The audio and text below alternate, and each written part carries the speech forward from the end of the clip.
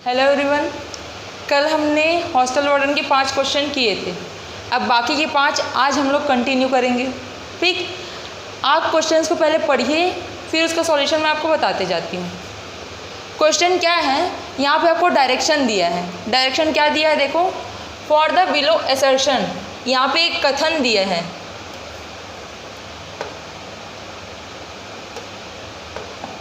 आपको यहाँ पे क्या दिया है, कथन दिया है। असर्शन मतलब होता है कथन, ठीक है। एंड रीज़न, उसका एक रीज़न भी दिया है। आपको इन दोनों को पढ़ने के बाद यहाँ पे 4 ऑप्शन दिए हैं, तो करेक्ट ऑप्शन को अपना आंसर कंटिन्यू करना है, मतलब उसको सेलेक्ट करना है। तो पहले देखो कि असर्शन क्या दिया है, कथन क्या दिया है। क्यूब एंड क्यूबॉइड्स, क्यूब किसको बोलते हैं, जो स्क्वायर के 3D फॉर्म को क्यूब बोलते हैं। किसके 3D फॉर्म को बोलते हैं, क्यूब। स्क्वायर के 3D फॉर्म को क्यूब बोलते हैं, ठीक है।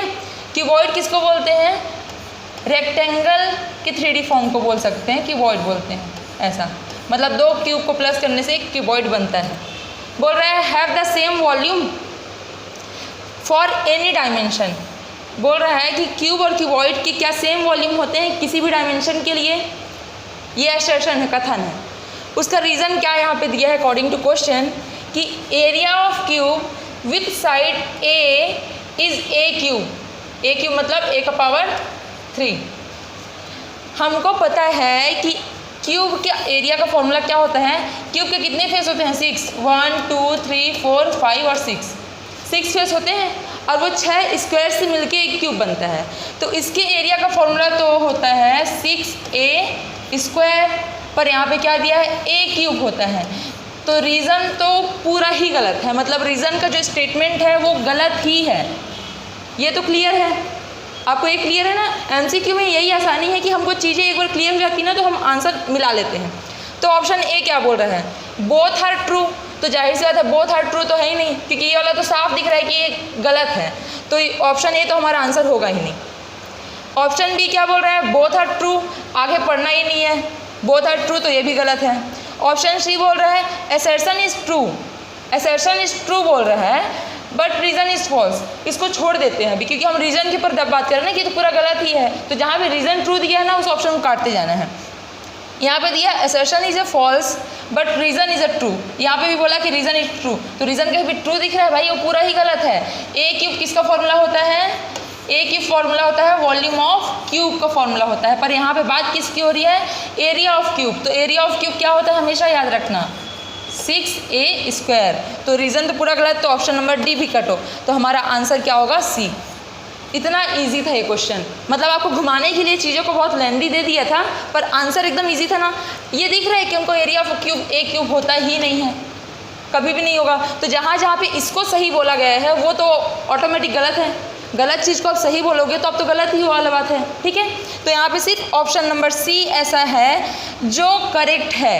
करेक्ट क्यों है, क्योंकि यहाँ पे रीज़न को फॉल्स बोला गया। अब किसको सही बोला गया, असर्शन को ट्रू बोला गया।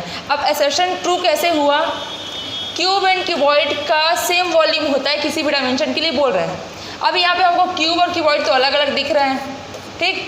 पर अगर मान लो इसके लेंथ, ब्रेथ और हाइट इसके एक साइड के इक्वल होगा, तो इन दोनों का वॉल्यूम क्या होगा, सेम होगा, ठीक है।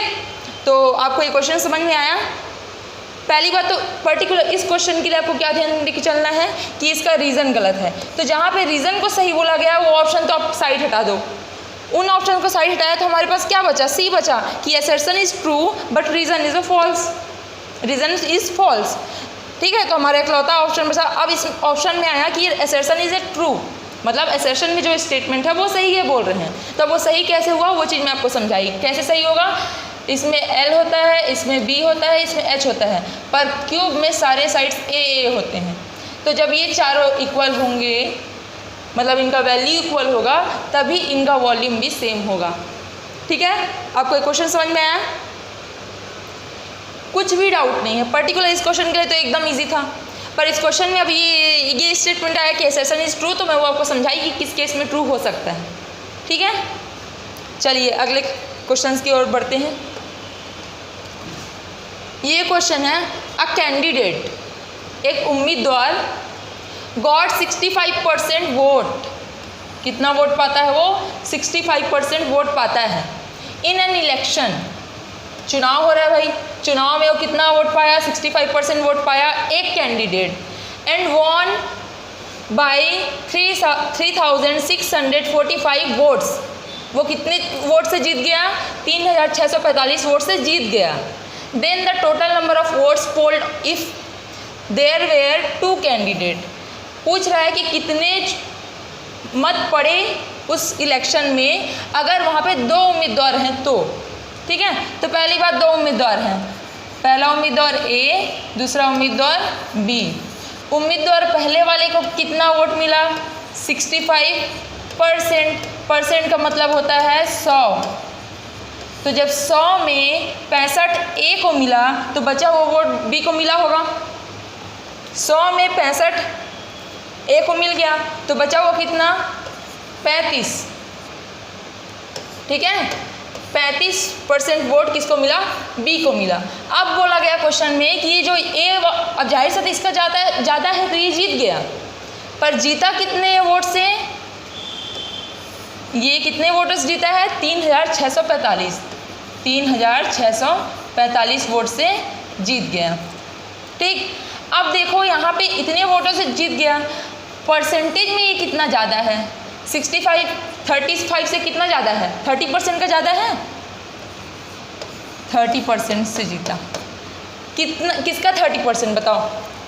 जितना वोट पड़ा, अब हमको नहीं पता कि कितना वोट पड़ा, तो मान लेते हैं वो वोट पड़ने की संख्या, नंबर ऑफ वोट्स x रहा होगा, मान लेते हैं। तो x का 30% कितना है दिया है क्वेश्चन में? 3645। तो x का वैल्यू निकल जाएगा हमारे पास, 0 0 कैंसल आउट। अब देखो यहाँ पे ट्रांसपोज करना आता है, 3645, ये यहाँ पे डिवाइड में इधर जाके क्या हो जाएगा? मल्टीप्लाई, और ये यहाँ पे मल्टीप्लाई में इधर जाके क्या हो जाएगा? डिवाइड। 3 1 जा 3, 3 1 जा 3, 3 2 जा 6, 3 1 जा 3, 3 5 जा 15। आंसर क्या आ रहा है हमारा? x इक्वल टू 1215, और 10 से मल्टीप्लाई करेंगे तो एक 0 आ जाएगा। 121510, मतलब 12150 मत पड़े थे। यही हमको पूछा है क्वेश्चन में, तो हमारा कौन से ऑप्शन में है? Option number D. Option number D हमारा आंसर होगा। चीज़ें समझ में आ रही हैं? उतना टफ नहीं रहता है मैथ्स। आप क्वेश्चन को पढ़ो, एक बार पढ़ो पूरा कि क्या क्या दिया है, क्या निकालने के लिए बोला है, ठीक है, फिर चीज़ें आप ऑटोमेटिक ऐसे सॉल्व कर सकते हैं। समझ में आया? चलिए अगले क्वेश्चन की ओर बढ़ते हैं, या फिर एक बार देख लो कुछ भी इसमें लग रहा है। अगर आपको इसमें कुछ भी डाउट है कि ये कहाँ से आ गया, मैं कहाँ से ले आई, कुछ कहीं से नहीं लाई, जो क्वेश्चन में था उसी से इस्तेमाल की, और जो निकालने के लिए बोलता है अगर कुछ समझ नहीं आता तो उसको हमेशा एक्स मान के किया करो। एक्स मानना ईजी रहता है। जो ट्रिक बताते हैं ना, ट्रिक वाला भी चीज़ें बताऊंगी, पर इसमें एक्स मानना ज़्यादा ईजी था। ठीक है, चलिए अगले क्वेश्चन साइड बढ़ते हैं। ये क्वेश्चन है मैच द फॉलोइंग, जोड़ी मिलाना है हमको, है ना। बचपन में बहुत जोड़ी मिलाए हैं, अब इसमें भी जोड़ी मिलाना है। तो एमसीक्यू में एक फ़ायदा होता है, क्या फ़ायदा होता है? आप चीज़ों को छाटो। छाटो कैसे? अब देखो यहाँ पे 4 चीज़ दिया है आपको, सबसे इजी क्या लग रहा है? ये दिख रहा है, सबसे इजी दिख रहा है। इसको बोलते हैं तुलनात्मक भिन्न, इक्विवेलेंट फ्रैक्शन। इक्विवेलेंट फ्रैक्शन में क्या होता है? इनको काटने पे ना बराबर आता है। 2 दूनी 4 होता है, 2 तिया 6, 3 दूनी 6, 3 तिया 9, 2/3 बराबर 2/3 बराबर 2/3। मतलब यहाँ पे भी कोई ऐसा नंबर आएगा जिसको काटने पे 2/3 आएगा। यहाँ पे देखो चारों चीज़ अनुपात में है। अनुपात मतलब क्या होता है? फ्रैक्शन, है ना। रेशियो मतलब फ्रैक्शन ही होता है। तो किसको काटने पे क्या आ रहा है ना? 2/3 आना चाहिए, पर इसको काटने में क्या आएगा? 3/2 आएगा। इसको काटने में क्या आएगा? 3/2 आएगा। 11 तिया 33, 11 दूनी 22। इसको काटने में क्या आ रहा है? 6 दूनी 12, 6 तिया 18। तो इसको काटने पे आ रहा है 2/3। मतलब जाहिर सी बात है हमारे सी के लिए कौन सा होगा? 2। तो पहले देख लेते हैं किसमें है। सी के लिए 2, इसमें है, मतलब पहला और डी वाला तो कैंसल आउट, ये तो हो ही नहीं सकता। ऐसे आसान बनाते हैं चीज़ों को, ठीक है। अब देखो, अब क्या इन दोनों में क्या चीज़ अलग दिख रहा है? सभी अलग हैं। तो हमने एक और इजी वाला चीज़ देखते हैं। कौन सा इजी बताओ? ये है रेशियो ऑफ 250 ml और 2 लीटर मिलीलीटर। इसका मतलब क्या है? इसका मतलब है मिलीलीटर, ठीक है, और इसका मतलब है लीटर। 1 लीटर बराबर 1000 मिलीलीटर होता है, तो 2 लीटर बराबर क्या होगा 2000 मिलीलीटर। मतलब इसका जब हम अनुपात निकालेंगे तो 250 बटे 2000 करेंगे। हमेशा क्या करते हैं, जो ये यूनिट रहते हैं, है ना, मानक मान रहते हैं, उसको बराबर करते हैं। तो जैसे हम लीटर को मिलीलीटर में बदले, कैसे बदले कि 1 लीटर इक्वल टू 1000 मिलीलीटर, तो 2 लीटर बराबर 2000 मिलीलीटर। अब ये आंसर मिलीलीटर वाला है तो मिलीलीटर मिलीलीटर कट जाएगा, यहाँ पे भी मिलीलीटर है। अब देखो इसको काटो, 25 से कम 25, 25 अट्ठे 200, तो उत्तर क्या आ रहा है 1:8। किसको काटने में एक अनुपात आ रहा है, ये 4 एकम 4, 4 अट्ठे 32, तो ये हमारा थर्ड होगा। किसके लिए थर्ड होगा, ए के लिए थर्ड होगा। ए के लिए थर्ड इन दोनों में किस में है, सी वाले में, तो हमारा आंसर कौन सा होगा, सी। बाकी दोनों को हमको पढ़ने की जरूरत ही नहीं पड़ी क्योंकि हमारा एमसीक्यू क्वेश्चन है भाई, ठीक। तो हमारा आंसर क्या होगा, सी। अगर आप लोग को इसको सॉल्व करके देखना, जो बचा हुआ है बी और डी के लिए कौन सा आएगा। अब आंसर दिख गया हमको कि सी वाला ऑप्शन आएगा, पर आप सॉल्व करके देखना। अगर आपको सॉल्व करने में कोई दिक्कत आएगा तो मेरे को बताना, ठीक है। एक बार देखो, चीज़ें समझ में आ रही हैं आपको। एकदम इजी क्वेश्चन आया था हॉस्टल वार्डन का, तो मैथ्स का बहुत इजी आया था। थोड़ा लेंदी दे दिया था ताकि आप टेंशन में आ जाए, पर टेंशन में आने वाली बात नहीं थी, ठीक है। चलिए अगले क्वेश्चन की तरफ बढ़ते हैं। अ बेस ऑफ, बेस मतलब होता है आधार। क्या होता है, आधार। थोड़ा सा राइटिंग इसमें दिक्कत है। A base of an isosceles triangle. Isosceles triangle, पहली बात तो जिस ज्योमेट्री वाले में पता है क्वेश्चन में आपको सबसे पहले क्या करना रहता है, जो हमको दिख गया आइसोस्केलेस ट्रायंगल दिख गया तो आप उसका क्या बनाओ, फिगर बनाओ। आइसोस्केलेस मतलब होता है समद्विबाहु त्रिभुज। समद्विबाहु त्रिभुज मतलब दो भुजाएं जिसकी बराबर होती हैं, ठीक है, आइसोस्केलेस ट्रायंगल बोलते हैं। उसका बेस दिया है, base of an isosceles triangle is 24 centimetre, 24 centimetre. And its area, और क्या दे दिया है हमको, एरिया दे दिया है। एरिया कितना दिया है, 192 सेंटीमीटर स्क्वायर दिया है। Then the perimeter of triangle, perimeter find out करना है। तो पेरीमीटर के लिए हमको क्या चीज़ पता होना चाहिए, इनका वैल्यू भी पता होना चाहिए। आइसोस्केलेस ट्रायंगल का ये होता है हाइट, क्या होता है, हाइट। इसके एरिया का फॉर्मूला होता है, area of isosceles triangle half into base into height, base into height. Area कितना है हमारे पास 192 सेंटीमीटर स्क्वायर, तो उसको यूनिट नहीं लिख रही हूँ अभी मैं, 1/2। बेस कितना दिया 24 सेंटीमीटर। हाइट निकालना है, 2 एकम 2 एकम 2 दूनी। अब यहाँ पे 12 गुणा में है तो इधर जाके क्या हो जाएगा, भाग में, तो 12 से इसको भाग देंगे, जो भी मान आएगा हमारा हाइट का वैल्यू होगा। देखते हैं क्या आ रहे हैं, 12 एकम 12, 12 एकम 12, 7 बच जाएगा, 12 छक्के 72 होता है। तो एच का वैल्यू कितना आया 16 सेंटीमीटर। ये किसका वैल्यू है, इसका वैल्यू है 16 सेंटीमीटर, ठीक है 16। और आइसोस्केलेस ट्रायंगल में क्या होता है, जब भी हम यहाँ पे परपेंडिकुलर ड्रॉ करते हैं जिसको हाइट बोलते हैं, तो ये 90 डिग्री में बनाता है।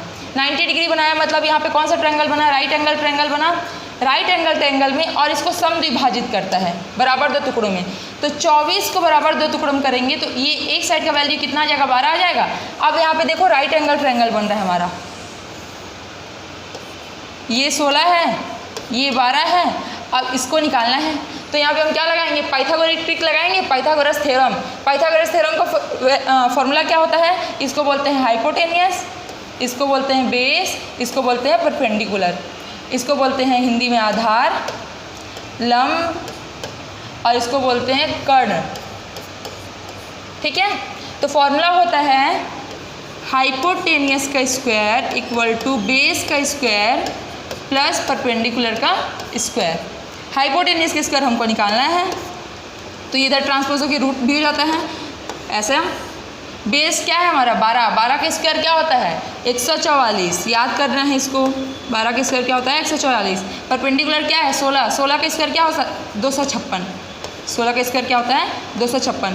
144 और 256 को जब आप जोड़ोगे तो आएगा 400, और 400 का यहाँ पे क्या निकालना है वर्गमूल निकालना है, स्क्वायर रूट निकालना है। तो 400 का वर्गमूल होता है 20। तो हाइट कितना आ गया, सॉरी हाइट बोल रही हूँ, हाइपोटेनियस। देखो ये वाले हाइट का वैल्यू क्या था, एच का वैल्यू हाइट था, इसको मैं कैपिटल एच लिख देती हूँ, हाइपोटेनियस बोलते हैं इसको, ठीक है। हाइपोटेनियस कैपिटल एच लिख रही हूँ इसको, दो एच आ गया ना, क्योंकि आप फिर कन्फ्यूज़न नहीं आना है। हाइपोटेनियस का वैल्यू कितना आ गया 20। तो जो इसके लिए हाइपोटेनियस है, क्या इसके लिए एक साइड है, हाँ। अब देखो यहाँ पे पेरीमीटर ऑफ ट्रायंगल, तो किसी भी ज्योमेट्री में किसी भी फिगर के लिए जब हम पेरीमीटर निकालते हैं तो पेरीमीटर का simple formula some of all side. यहाँ पे कितने साइड हैं 3 साइड हैं, 1 2 3, तीनों को प्लस कर दो, 20 और 20 कितना होगा 40, 40 और 24 64। कौन सा आंसर होगा हमारा, ऑप्शन नंबर 1, 64 सेंटीमीटर होगा हमारा पेरीमीटर। इजी था ना, किसी कुछ डाउट है? मेरे को नहीं लगता इसमें डाउट होना चाहिए, चीज़ें बहुत इजी हैं, एकदम इजी है, सारे इजी हैं। चलिए फिर हम आगे बढ़ते हैं अगले क्वेश्चंस की तरफ। ये हमारा लास्ट क्वेश्चन है पर लीस्ट नहीं है, लास्ट है पर लीस्ट नहीं है, ठीक है। चलो इजी है ये भी, क्वेश्चन पढ़ के कभी नहीं डरना है मैथ्स में। अ पर्सन, एक कोई इंसान है, ठीक है, बाय एन आर्टिकल, आर्टिकल मतलब होता है वस्तु, है ना, चीज़ें। एक व्यक्ति एक वस्तु खरीदता है एट 3/4 ऑफ इट्स वैल्यू, उसकी जो प्राइस थे, जो भी उसका वैल्यू था, उसके 3/4 में खरीदता है। And sells it for 20% more than, जो उसका ओरिजिनल प्राइस है उससे 20% ज़्यादा में बेच देता है। तो उसको कितना प्रॉफिट हुआ, कितना का लाभ हुआ, कितना का फायदा हुआ, ठीक है, ये निकालना है हमको। तो चलो इसको हम x मान के बना सकते हैं, इसको हम 100 मान के बना सकते हैं। तो पहले मैं x मान की तरफ समझा देती हूँ, फिर मैं 100 मान के आपको समझा दूँगी, ठीक है। आप जिसमें कंफर्टेबल रहेंगे वो बनाएंगे। मान लेते हैं वो वस्तु, एन आर्टिकल, जो भी वस्तु था उसका ओरिजिनल प्राइस क्या था, ओपी का मतलब है ओरिजिनल प्राइस, ओरिजिनल प्राइस, ठीक है, वास्तविक मूल्य मान लेते हैं x, ठीक है। वो खरीदा कितने में, खरीदा मतलब क्रय मूल्य, सीपी बोलते हैं कॉस्ट प्राइस। वो खरीदा कितने में, x के 3/4 हिस्से में, मतलब 3x/4 में खरीदा। अब बेचा कितने में, वो ओरिजिनल प्राइस से 20% ज़्यादा, ठीक है, 20% ज़्यादा। तो 20% ज़्यादा का मतलब क्या, 100 का चीज़ रहा होगा तो 120 में खरीदा, तो x का ज़्यादा खरीदा। तो आप पहले क्या करोगे, x का 20% निकालोगे, ऐसे करते हैं ना, पहले x का 20% निकालेंगे, फिर जो आएगा उसको x में प्लस करेंगे। तो इसका डायरेक्ट ट्रिक क्या होता है पता है, जब ज़्यादा बोलते हैं तो उसको डायरेक्ट 100 से प्लस करके उसका वैल्यू निकालो। मतलब एक 20% बोल रहे हैं तो 20% ज़्यादा मतलब 120% हमको उसका वैल्यू निकालना है। तो x का 120 निकालेंगे डायरेक्ट हम। चीज़ें समझ में आ रही है क्यों, क्योंकि वो फ़ायदे में बेच रहा है ना, इतने में ज़्यादा बेच रहे हैं। इसको काट लो, काटोगे तो ये 2 छक्के 12, 2 पंचे 10, ये x वाला केस हो गया, ठीक है। अब इसको मैं 100 वाले में बता देती हूँ, 100 वाला इजी है। इसमें ओरिजिनल प्राइस मान लेते हैं क्या है, 100 है। वो खरीदा कितने में, 100 के 3/4, तो 100 का 3/4 क्या होगा, 25 चौक 100 होता है, तो ये 25 आएगा, 25 दिया 75, वो 75 रुपये में ख़रीदा। फिर बोल रहा है कि ओरिजिनल प्राइस से 20% ज़्यादा में बेच दिया। तो ओरिजिनल प्राइस 100 है तो 100 का 20% क्या होगा, 20 होगा। 20 ज़्यादा तो 20 प्लस करोगे तो बेचा कितने में, 120 में बेचा, ठीक है। तो अब पूछ रहा है कि वो कितना % में प्रॉफिट गेन किया। तो आप x वाले के केस में क्या करोगे, देखो गेन किया, वो ख़रीदा इतने में था, बेचा इतने में, तो गेन तो इन्हीं दोनों के बीच में निकलेगा। इसको आपको अब इग्नोर करना है, ये हमारे बेसिक में था पर अब इसको इग्नोर करके चलना है। इग्नोर करके कैसे चलना है, जैसे मान लो 50 रुपये का चीज़ था, ठीक है, मतलब मैं उसको 50 रुपये में ख़रीद के आई थी, उसका ओरिजिनल प्राइस जो भी था। अब मैं उसको अगर 100 रुपये में बेचूंगी तो मैं अगर खुद पूछूं किसी से यार मैं कितने फ़ायदे में हूँ, तो क्या करोगे आप, मैं 50 का चीज़ 100 में बेची तो मेरे को 50 रुपये एक्स्ट्रा प्रॉफिट हुआ, प्रॉफिट हुआ, एक्स्ट्रा प्रॉफिट नहीं हुआ, 50 रुपये प्रॉफिट हुआ, प्रॉफिट हुआ तो 50 किस में प्रॉफिट हुआ, जो मेरा 50 था उसमें प्रॉफिट हुआ। तो आपको प्रॉफिट का फॉर्मूला याद रखना है, प्रॉफिट परसेंट का ना, यहाँ पे परसेंट का निकालना है। जो भी प्रॉफिट रहता है, हिंदी में भी लिख दे रही हूँ और इंग्लिश में बोलूँगी, लाभ, प्रॉफिट, जितना प्रॉफिट हमको आया रहता है बटे जितने में हम खरीदे रहते हैं, सीपी, क्रय मूल्य बोलते हैं इसको, ठीक है, क्रय मूल्य, और परसेंट निकालना है तो मल्टीप्लाई 100, इस फॉर्मूले में पुट करना है, ठीक है। इसको आप लोग सॉल्व करके मेरे को बताओगे कि इसके अकॉर्डिंग क्वेश्चन आंसर आ रहा है, नहीं, ये सॉल्यूशन आपके लिए इसी के अकॉर्डिंग ना। अब प्रॉफिट कैसे निकालते हैं ये मत पूछना, प्रॉफिट का फॉर्मूला क्या होता है भाई, ये देखो, प्रॉफिट इक्वल टू होता है SP माइनस CP, मतलब आप जितने में बेचोगे, जितने में खरीदे थे उसको घटाओगे तो आपको लाभ मिल जाएगा। तो इसको माइनस इससे किसको 6x/5 से 3x/4 को माइनस करना, जो आंसर आएगा वो आपका लाभ होगा, प्रॉफिट होगा। प्रॉफिट को यहाँ पे पुट करना और CP क्या है 3x/4, उसको यहाँ पे पुट करना और इंटू 100। अगर आप बोलोगे तो मैं सॉल्व कर दूँगी, पर आप थोड़ा सा एफर्ट लगाओ, मैं इस वाले का बता दूँगी आंसर कैसे आ रहा है, ठीक है। तो अब देखो इस वाले केस में भी सेम करना है। 75 और 120 में कितना का अंतर है, 75 और 120 में 100 में 25 और ये मतलब 45 का अंतर है, मतलब 45 रुपये मेरे को मिला, फ़ायदे में हुए 45 रुपये से। पर मेरा उसका ओरिजिनल प्राइस क्या था, मतलब मैं खरीदी कितने में थी, 75 में खरीदी थी। अब प्रतिशत निकालना है तो गुणित 100, इसी सूत्र में मैं रखी हूँ। लाभ मतलब ये हमारा विक्रय मूल्य था, विक्रय मूल्य ऋण क्रय मूल्य, तो हमारा क्या आया, लाभ आया। लाभ कितना रुपए आया, 45 रुपये, पर हमारा क्रय मूल्य कितना था 75 रुपये, और प्रतिशत निकालना है तो 100 से गुणा करेंगे। 25 दिया 75, 25 चौक 100, 3 एकम 3, 3 एकम 3 और 3 पचे 15, 15 चौक क्या होता है, ये 5 ऐसे, 15 चौक होता है 60। तो हमारा कितना प्रतिशत लाभ हुआ, 60% का लाभ हुआ। ये हमारा फाइनल आंसर है। कितना प्रतिशत का लाभ हुआ, 60%। कौन सा ऑप्शन हमारा, ऑप्शन नंबर बी। आज के 5 क्वेश्चंस मैंने आपको सॉल्व करा दिए हैं। अगर आपको कोई भी दिक्कत है इन क्वेश्चंस में तो आप मेरे कमेंट सेक्शन में बताइए, ताकि मैं उसको और मतलब अच्छे से बता सकूं, आपको आपके काम आए, आपको चीज़ें अच्छे से समझ में आए, ठीक है। मेरे को समझ में आ रही है तभी तो आपको मैं समझा रही हूँ। मेरा मेन मोटिव क्या है, आपको समझाना। आप कमेंट सेक्शन में बताइएगा अगर कोई भी दिक्कत है तो। बाकी के क्वेश्चंस हम अगले वीडियो में कंटिन्यू करेंगे। अच्छे से पढ़िए। Thank you.